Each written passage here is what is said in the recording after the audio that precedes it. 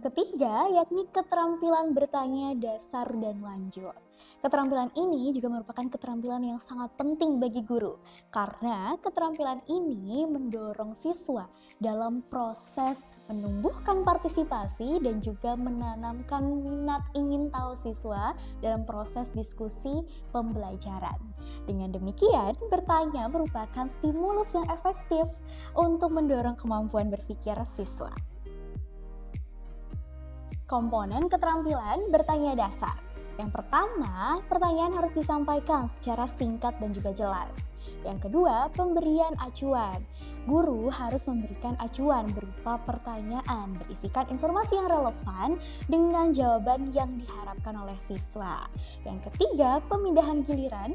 Yang keempat, penyebaran. Yang kelima, pemberian waktu berpikir. Dan yang keenam, pemberian tuntunan. Guru, ketika siswa tidak dapat menjawab, maka hendaknya memberikan tuntunan agar dengan sendirinya siswa dapat menjawab dengan benar.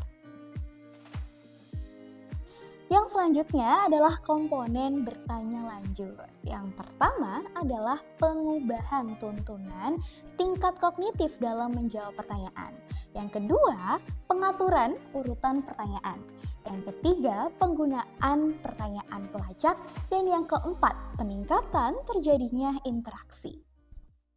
Atmosfer adalah lapisan udara yang menyelimuti bumi. Kalau kita lihat dari gambar, ada berapa ternyata lapisan atmosfer itu? 5 ya, setuju ya? Ada 5 lapisan atmosfer. Kira-kira berbeda-beda tidak karakternya? Beda, betul sekali. Jadi setiap lapisan atmosfer memiliki karakteristik yang berbeda-beda. Nah, sebelum kita membahas lebih dalam tentang karakteristik dari lapisan atmosfer, sekarang Ibu mau memperkenalkan kalian tentang komposisi atmosfer. Coba bisa disimak nih, PPT-nya. Kira-kira ada fakta unik di sini. Apa faktanya? Apa Dela? Gas nitrogen itu merupakan komposisi terbanyak yang ada di atmosfer. Betul sekali ya.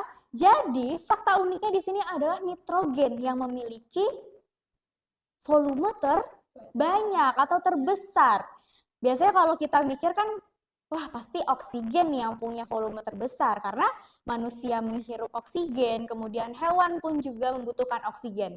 Tapi kalian keliru bahwa ternyata faktanya adalah di dalam kandungan atmosfer nitrogenlah yang memiliki volume terbanyak. Ya sekarang Ibu tanya lagi, kira-kira kenapa bisa atmosfer itu memiliki kandungan nitrogen yang banyak? Kenapa nggak oksigen? Kenapa enggak karbon dioksida? Kenapa nitrogen? Ada yang mau menjawab? Oke, Aziza. Ya, boleh, nggak apa-apa. Kenapa nitrogen itu banyak di atmosfer? Karena di lapisan atmosfer ini tuh terjadi yang namanya siklus nitrogen. Nah, kemudian itu adanya aktivitas fotosintesis juga. Saat awal proses pembentukan bumi, itu gas-gas yang dilepaskan dari aktivitas vulkanik itu mendominasi. Nah, gas-gas ini itu disebut dengan nitrogen. Betul sekali, boleh tepuk tangan buat Aziza.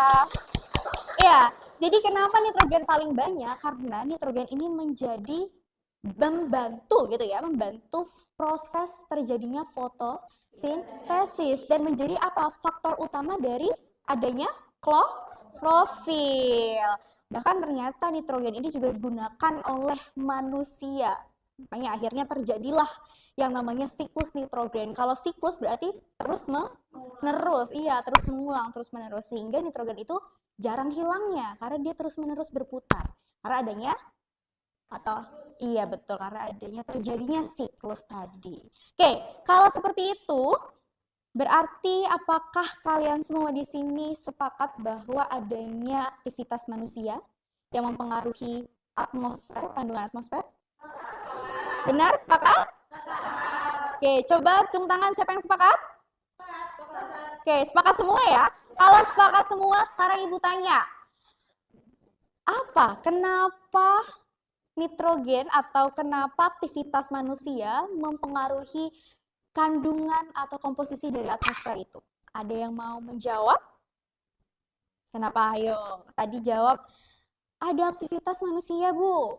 Kira-kira siapa yang mau menjawab? Mia, oke. Oke, Mia, silakan. Saya mau memberi contoh, Bu. Siap, Contohnya silakan. itu gas rumah kaca yang disebabkan karena ada aktivitas manusia, contohnya seperti pembakaran fosil. Nah, fosil ini misalnya batu bara, minyak bumi, ada juga gas alam. Kemudian pembangkit listrik juga yang biasanya kita pakai untuk kulkas, AC, TV itu juga mengeluarkan gas emisi seperti karbon dioksida atau CO2, metana, CH4 atau nitrogen oksida atau lupa. NOx ya atau NOx. Oke. Nah, sekarang Ibu tanya lagi sama Mia deh. Kalau tadi sudah diberikan contoh, terus gas-gas itu menyebabkan apa? Gas-gas tadi kan mempengaruhi gas rumah kaca. Ya. Kemudian itu bisa menyebabkan kenaikan suhu bumi yang kita sebut dengan global warming. Global warming. Ada yang tahu global warming di sini? Apa global warming? Betul sekali. 10-1 ini emang keren-keren banget ya. Belum ke global warming sudah tahu global warming itu apa ya. Oke, sekarang kita lanjutkan. Nah, kalau tadi sudah jelas terkait tentang komposisi atmosfer, atau sudah jelas ya, sudah dapat dipahami ya, kenapa nitrogen paling banyak. Sekarang kita akan masuk ke dalam karakteristik lapisan-lapisan atmosfer. Oke, di sini ada 5 lapisan atmosfer. Biasanya untuk gampangnya, Ibu tuh ngomong lapisan atmosfer itu apa? Tukang sate makan tempe enak. Nah, kenapa? Biar lebih gampang aja gitu. Tukang sate makan tempe enak. Oh, T-nya adalah troposfer. S-nya adalah M. M-nya adalah kemudian E-nya T-nya betul sekali. Jadi biar gampang penyebutannya adalah itu. Nah, kita wajib tahu nih bagaimana karakteristik dari setiap lapisan-lapisan tersebut. Karena nanti ujungnya adalah kita memahami kenapa atmosfer itu penting bagi kehidupan di bumi. Oke, tapi sekarang sistemnya Ibu pengen kalian yang diskusi, mencari bagaimana apa perbedaan dari setiap lapisan, kemudian juga karakteristiknya seperti apa, dan juga ada apa di lapisan itu. Seperti itu ya. Oke,